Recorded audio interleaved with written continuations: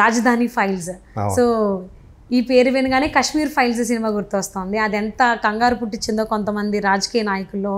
ఈ రాజధాని file cinema కూడా అంతే కంగారు పుట్టించింది ఆంధ్రప్రదేశ్కి సంబంధించిన కొంతమంది నాయకుల్లో. అది ఎవరన్నది ప్రేక్షకులందరికీ తెలిసిందే కంప్లీట్గా. సో అమరావతి రైతులు పడినటువంటి బాధకి సంబంధించి ఆ స్టోరీ లైన్లో వచ్చిన సినిమాని ట్రైలర్ చూస్తే అర్థమైపోతుంది. 9 daysలోనే 14 million+ వ్యూస్ వచ్చింది అని అంటే ఎంత రీచ్ అనేది అర్థమవుతుంది. సో ఫైనల్లీ తెలంగాణలో రిలీజ్ అయింది, ఆంధ్రాలో కొంచెం టైం పట్టేటట్టు ఉంది, స్టే వచ్చింది కదా దానికి సంబంధించి. సో యాక్చువల్గా నిన్న సాయంత్రం రాత్రి ప్రీమియర్స్ వేశారు. ఓకే, అయితే ఈరోజు మార్నింగ్ దానికి హైకోర్టు స్టే ఇచ్చింది, ఏపీ హైకోర్టు స్టే ఇచ్చింది. ఒకరోజు వాయిదా వేయమని చెప్పారు, రేపటికి వాయిదా వేయమన్నారు. మళ్ళీ హీరింగ్ అయిన తర్వాత కానీ మనకి అక్కడ ఏంటి అనేది తెలియదు. బట్ మిగతా ఏరియాలు అన్నట్టు కూడా ఓవర్సీస్ కానివ్వండి, అలాగే మీరు అన్నట్టు తెలంగాణలో రిలీజ్ అయింది. కొంచెం హైదరాబాద్లో అయితే గత స్క్రీన్లు ఒక చిన్న సినిమాకి కొంచెం ఎక్కువ స్క్రీన్స్లోనే సినిమాని రిలీజ్ చేశారు. ఓకే, రిలీజ్ అయింది. టాక్ ఎలా ఉంది అంటారు? మీరు కూడా చూసి వచ్చారు, మీ ఎక్స్పీరియన్స్ ఏంటి? అవును, మీ అందరికీ తెలిసినట్టు ఇది యాక్చువల్గా వాళ్ళు ఫస్ట్ అనుకున్న పేరు అయితే అమరావతి ఫైల్సే. ఎందుకంటే అమరావతి రైతుల ఉద్యమాన్ని బేస్ చేసుకొని అల్లిన కథ. దర్శకుడు భానుశంకర్, ఇందులో స్క్రీన్ నేమ్ భాను అని పెట్టుకున్నాడు. ఈ సినిమాకి కథ, కథనం, దర్శకత్వం ఆయనే. ఓకే, సో తనే రాసుకున్న కథ, తనే రాసుకున్న స్క్రీన్ ప్లే. సో ఈ అమరావతి ఉద్యమం తనను కదిలించింది. సో ఆ ఉద్యమాన్ని ప్రజలకి చూపించాలి, ఎలా జరిగింది ఏంటి అంటే కొన్ని విషయాలు అసలు మీడియాలో కూడా కవర్ కాలేదు. వాళ్ళు పడ్డ కష్టాలు, ఎలాంటి అవస్థలు పడ్డారు, ఎలా ప్రాణాలు కోల్పోయారు వాళ్ళు. ఆల్మోస్ట్ అమరావతి ఉద్యమం జరిగే కాలంలో దాదాపు 200 మంది దాకా ప్రాణాలు కోల్పోయారని అనేది ఒక సమాచారం. సో వాటన్నిటినీ కూడా అంటే హృదయాన్ని కదిలించే ఆ ఘటనల్ని, అవన్నీ వాళ్ళ కథల్ని, వాళ్ళ వ్యతల్ని అన్నిటినీ కూడా స్క్రీన్ మీద తీసుకురావాలి అనే ఒక తాపత్రయంతో భానుశంకర్ చేసిన ప్రయత్నం. సో దీనికి తెలుగు వన్ సంస్థ వాళ్ళు మొట్టమొదటిసారిగా తెలుగు వన్ ప్రొడక్షన్స్ అని చెప్పి ఒక బ్యానర్ని స్టార్ట్ చేసి ఈ సినిమాతోనే స్టార్ట్ చేశారు వాళ్ళు. కంఠంనేని రవిశంకర్ ప్రొడ్యూసర్గా. సో బాగానే వాళ్ళ సినిమా అయితే మంచి నిర్మాణ విలువలతో బాగానే తీశారు.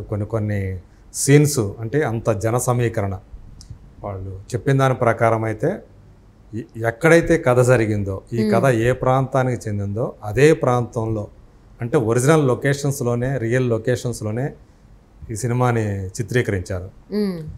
సో తను కొంచెం కమర్షియాలిటీని కూడా జోడించాడు. సో లేకపోతే మరీ డాక్యుమెంటరీ టైప్లో అయిపోతుందని ఉద్దేశం అనుకుంటాను. ఒక హీరో పాత్రని క్రియేట్ చేశాడు. అంటే ఒక దీన్ని అమరావతి అని చెప్పరా, కథలో ఏంటంటే అంటే మళ్ళీ న్యాయపరమైన చిక్కులు రాకూడదు, విడుదలకు ఇబ్బంది కలగకూడదు అనే ఉద్దేశంతో ఐరావతి అని దానికి పేరు మార్చాడు. అట్లాగే ఆంధ్రప్రదేశ్ అని చెప్పకుండా అరుణప్రదేశ్ అని చెప్పాడు. అట్లాగే పార్టీల పేర్లు కూడా, ఒక పార్టీని కేఆర్ఎస్ పార్టీ అని పెట్టాడు, ఇంకొక పార్టీకి ప్రజాకిరణం. అంటే ఈ 2 ప్రధాన పార్టీలు అక్కడ ప్రజాకిరణం అని చెప్పేసి అట్లా పెట్టాడు అనమాట. సో మనకు తెలుసు అక్కడ ఉనికిలో ఉన్నటువంటి పార్టీల్లో ఏవి ప్రధాన పార్టీలు ఏంటని మనకు తెలుసు ఆంధ్రప్రదేశ్లో.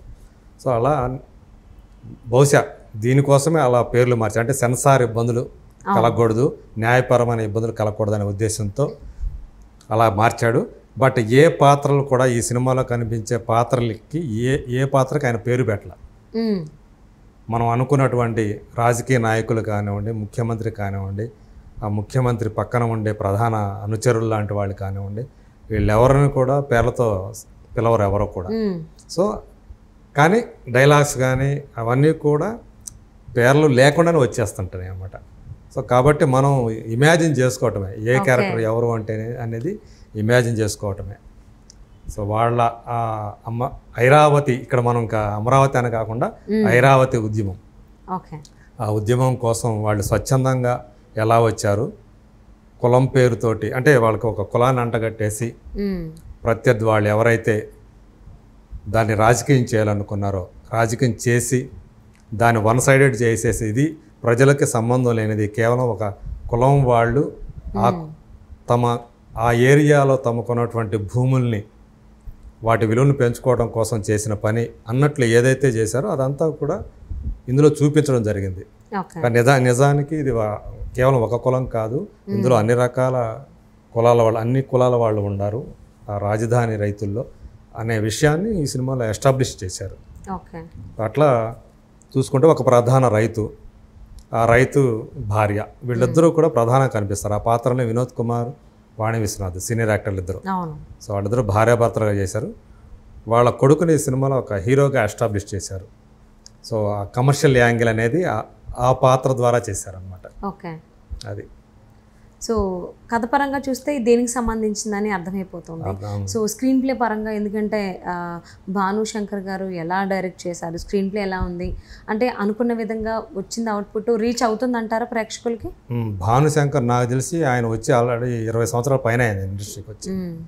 మీకు గుర్తు ఉందో లేదో, ఎవరే అతగాడు అని చెప్పేసి ఒక సినిమా వచ్చింది.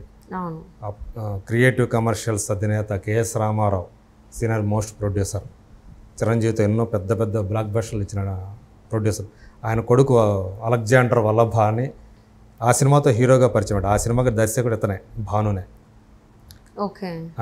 అంతేకాదు మోహన్ బాబు, శర్వానంద్ కలిసి నటించినటువంటి రాజు మహారాజు అనే సినిమా డైరెక్టర్ ఇతనే. ఓకే. అట్లాగే వరుణ్ సందేశ్తో సరదాగా అమ్మాయితో ఒక సినిమా చేశాడు. దీనికి ముందు అర్ధనారి అని చెప్పేసి ఒక సినిమా చేశాడు.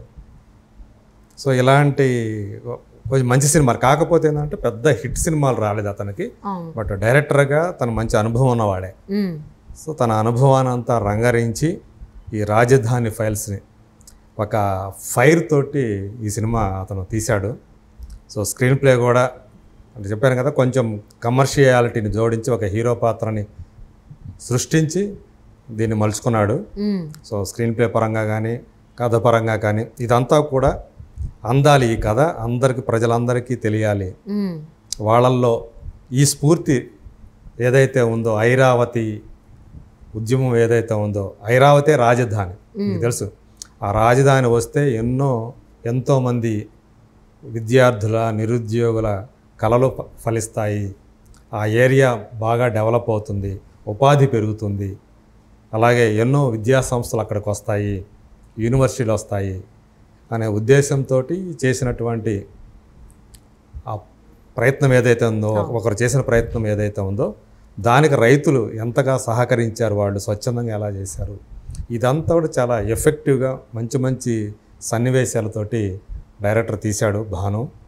సో అట్లాగే వాణి విశ్వనాథ్ గారు చేసినటువంటి క్యారెక్టర్ ఏదైతే ఉందో, ఆమె క్యారెక్టర్ చాలామంది హృదయాల్ని టచ్ చేస్తుంది, సానుభూతిని పొందుతుంది.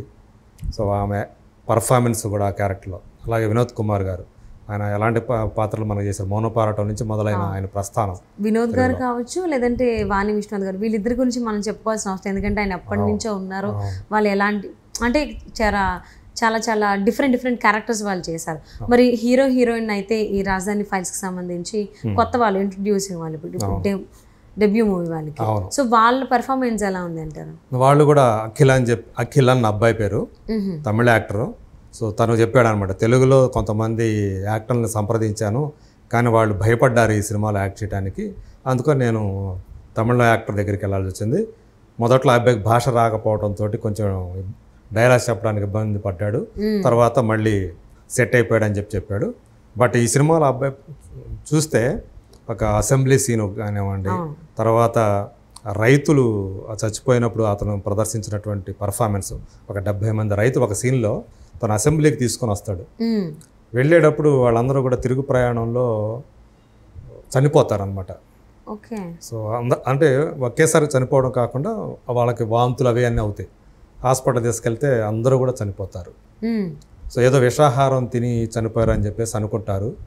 కాదు, వాళ్ళే స్వచ్ఛందంగా, అంటే ప్రపంచం దృష్టిని, తమ బాధల్ని ఆకర్షించడానికి, తమ కష్టాలన్నీ కూడా ప్రపంచానికి తెలియటం కోసం వాళ్ళు చేసినటువంటి ఆత్మత్యాగం అనే విషయం బయటపడే సన్నివేశాల్లో అతను ప్రదర్శించిన అభినయం కానివ్వండి, క్లైమాక్స్లో కానివ్వండి, అబ్బాయి చాలా బాగా చేశాడు. హీరోయిన్ క్యారెక్టర్ని ఇంకా బాగా చేసి ఉన్నట్లయితే బాగుండేది అనిపించింది. ఆ అమ్మాయికి ఎక్కువ స్పేస్ ఇవ్వాలి. ఓకే. సో మనకు తెలుస్తుంది ఈ అమ్మాయి హీరోయిన్ క్యారెక్టర్ అంటే అంతకుముందు ప్రభుత్వంలో ఏదైతే ఐరావతి డిజైన్ ఉందో ఆ డిజైన్లో ఉన్నటువంటి అమ్మాయి ఆమెకి ఆ డిజైన్ గురించి బాగా తెలుసు. సో నమ్ముతుంది ఖచ్చితంగా ఇది కనుక వాస్తవ రూపం దాలిస్తే ఒక ప్రపంచ ప్రసిద్ధ నగరంగా మారే అవకాశం ఉందని చెప్పేసి తను స్వచ్ఛందంగా ఆ ప్రాంతంతో సంబంధం లేకపోయినా వచ్చి ఉద్యమంలో చేరుతుంది. సో దీని ద్వారా డైరెక్టర్ కూడా ఏం చెప్పాడంటే ఇది పార్టీకి సంబంధం కాదు, ప్రభుత్వానికి సంబంధించింది. అంటే వాళ్ళు ఉద్యమం ఎవరైతే చేశారో ఆ ఐరావతి రైతులంతా కూడా వాళ్ళు తమ భూములు ఇచ్చింది ప్రభుత్వానికి, అంతేగాని ఒక పార్టీకి కాదు. అంతకుముందు ఉన్న పార్టీ మనకు తెలుసు, తెలుగుదేశం పార్టీ.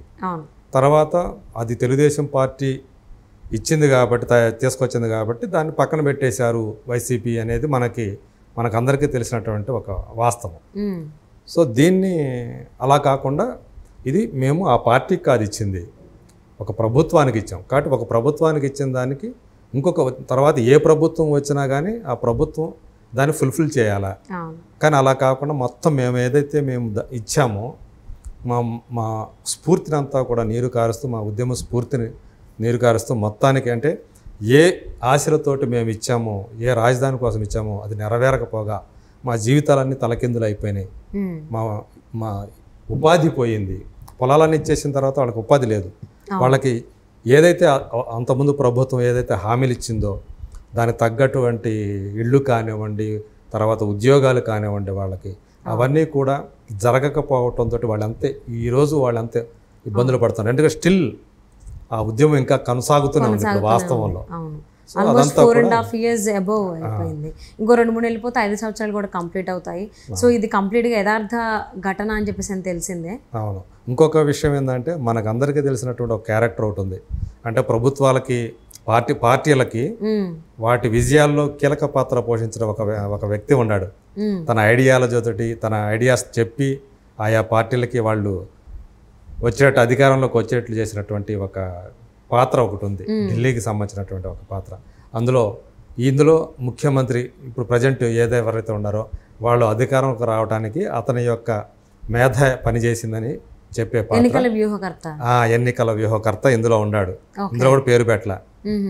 కాకపోతే ఈ సినిమాలో ఆ క్యారెక్టర్ని ఎండ్ చేసిన విధానం మాత్రం అందరిని ఉలిక్కిపడేలా చేస్తుంది. ఓకే. సో అయితే ఫైనల్గా డైరెక్టర్ ఏదైతే అనుకున్నారో ఆ రీచ్కి వెళ్ళింది అనుకోవచ్చా రాజధాని ఫైల్ సినిమా?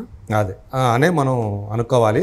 బట్ దీన్ని ఎంత జనం ఆదరిస్తారనేది చూడాలి. ఎందుకంటే మీరు అన్నట్టు ఏపీలో దీన్ని స్టే ఇచ్చారు కాబట్టి దీని విడుదల మీద అది రిలీజ్ అయితే జనం చేతిలో ఉంది. జనం వాళ్ళు ఏం చేస్తారని చూడాలి. మరి అవుట్ ఆఫ్ 5 ఎన్ని మార్క్స్ ఇస్తారు? నేను 3 ఇస్తాను. 3. ఓకే. సో 3 ఇచ్చారు అంటే మంచి రీచ్ ఉన్న సినిమానే. సో నేను 3 ఇచ్చానంటే అదే అంటే వాటర్ అంటే నేను రీచ్ గురించి కాదు, నేను అనేది కంటెంట్ని బట్టి, అందులో సన్నివేశాలను కానీ వాటిని బట్టి నేను అంటే మీరు ఎప్పటి నుంచి చూస్తారు కాబట్టి ఫిలిమ్స్కి సంబంధించి మీకు అన్నీ తెలుస్తాయి. ఏది ఎంత ఉండాలి, ఎలా ఉండాలి, ఏం బాగుంది, ఏది బాగాలేదు, టేకింగ్ ఎలా ఉంది, స్క్రీన్ ప్లే ఎలా ఉంది, ఇవన్నీ మీకు తెలుస్తాయి కాబట్టి. ఇది ప్రజలకు సంబంధించింది కాబట్టి అది కూడా మీదేంటంటే మీ ఆలోచనతో ఆ విధంగా ఉంటుంది. మేము జనరల్ పీపుల్ వెళ్ళి చూస్తే ఎంటర్టైన్మెంట్ ఉందా లేదా అని మేము చూసుకోవాలి. సో అందుకే మీరు క్రిటిక్స్, సీనియర్ జర్నలిస్ట్. ఇది ఎంటర్టైన్మెంట్ ఫిలిం కాదు, సో ఒక రైతుల బాధల్ని ఆ ఉద్యమాన్ని చెప్పేటువంటి కథ. సో ఇది యథార్థ ఘటన అందరికీ తెలిసిందే, రాజధాని file cinema. So finally director అనుకున్న దానికి రీచ్ అయ్యారని చెప్పేసి అనుకుంటున్నాము. సో ప్రజలు కూడా దీన్ని ఖచ్చితంగా ఆదరిస్తారు అనుకుందామని. And thank you so much for spending your valuable time with us, Yagnamurthy గారు. Thank you.